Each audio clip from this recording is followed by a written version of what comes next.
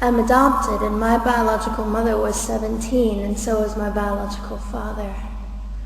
She was 7.5 months pregnant when she decided to go to Planned Parenthood, which is the largest abortion provider in the world, and they counseled her to have a late-term saline abortion, which is a saline solution that is injected into the mother's womb.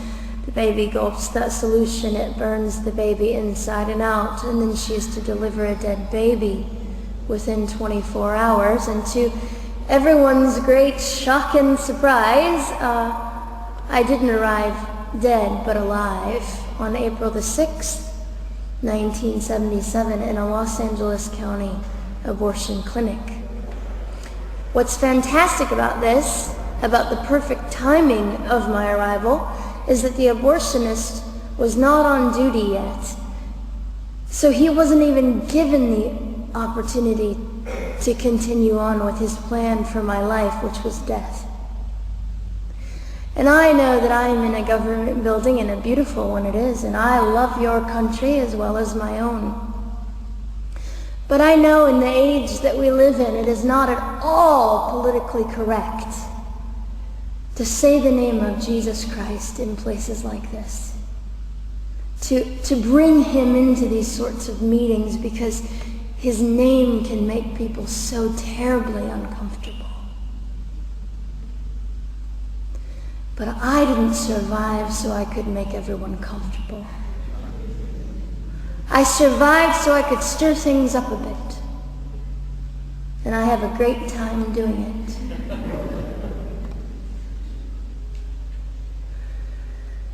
And so I was delivered alive, as I've already said, after 18 hours. I should be blind, I should be burned, I should be dead. And yet I'm not.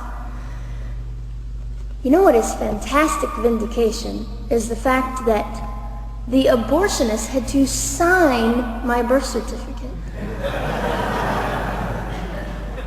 So I know who he is. And it also says, for any skeptic listening, on my medical records, born during saline abortion. Ha! They didn't win. I've done some research on the man that performed the abortion on me. And his clinics are the largest chain of clinics in the United States of America, and they gross $70 million a year. I read a quote from him at some point several years ago, and he said, "I have aborted over 1 million babies, and I consider it my passion." I tell you these things because, listen, ladies and gentlemen, we are in an interesting battle, whether we realize it or not, in this world. It is a battle between life and death. What side are you on?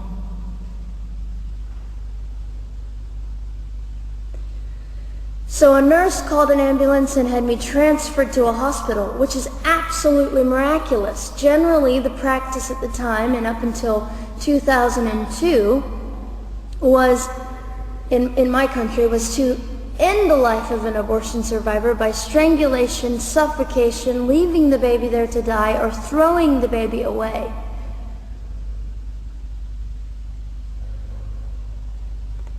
But on August the 5th, 2002, my extraordinary President Bush signed into law the Born Alive Infants Protection Act to prevent that from occurring anymore. You see, we're playing for keeps. We're playing I'm hoping to be hated by the time that I die, so that I can feel God about me and understand what it was to be hated. He was hated. Christ was hated. And not that I look forward to being hated, but I know along my journey, I know I'm already hated because I declare life. I say, you didn't get me. The silent Holocaust didn't win over me. And my mission, ladies and gentlemen, among many things, is this: to infuse humanity into a debate that we have just compartmentalized and set on a shelf and said it is an issue. We have removed our emotions. We are becoming harder. Do you really want that? How much are you willing to take, and how much are you willing to risk to speak the truth in love and graciousness and stand up and at least be willing to be hated? Or at the end of the day, is it all about you or me? And so, after that, I was placed in an emergency foster care home where they decided they didn't like me very well, and as I'm fond of saying, I don't know how you could not adore me right from the start. What is wrong with these people? But they didn't. You see, I've been hated since conception by so many, and loved by so many more, but most especially by God. I'm his girl. You don't mess with God's girl. I got a sign on my forehead that says, you better be nice to me because my Father runs the world. So after I was placed in the mean home, I was taken out of the mean home and placed into another home, a beautiful home, Penny's home. And she said by this time I was 17 months old, 32 pounds of dead weight, and diagnosed with what I consider to be the gift of cerebral palsy, which was caused directly by the lack of oxygen to my brain while I was trying to survive. Now I am just compelled to say this. If abortion is merely about women's rights, ladies and gentlemen, then what were mine? There was not a radical feminist standing up and yelling about how my rights were being violated that day. In fact, my life was being snuffed out in the name of women's rights. And ladies and gentlemen, I would not have cerebral palsy had I not survived all of this. So when I hear the appalling, disgusting argument that we should have abortions because the child just might be disabled, oh, the horror that fills my heart. Ladies and gentlemen, there are things that you will only be able to learn by the weakest among us.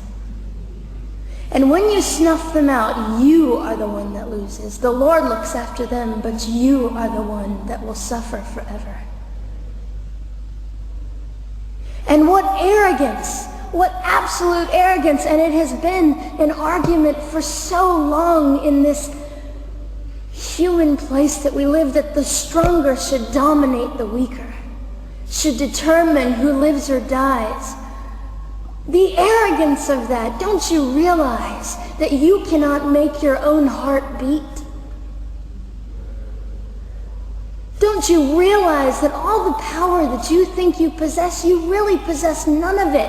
It is the mercy of God that sustains you, even when you hate him.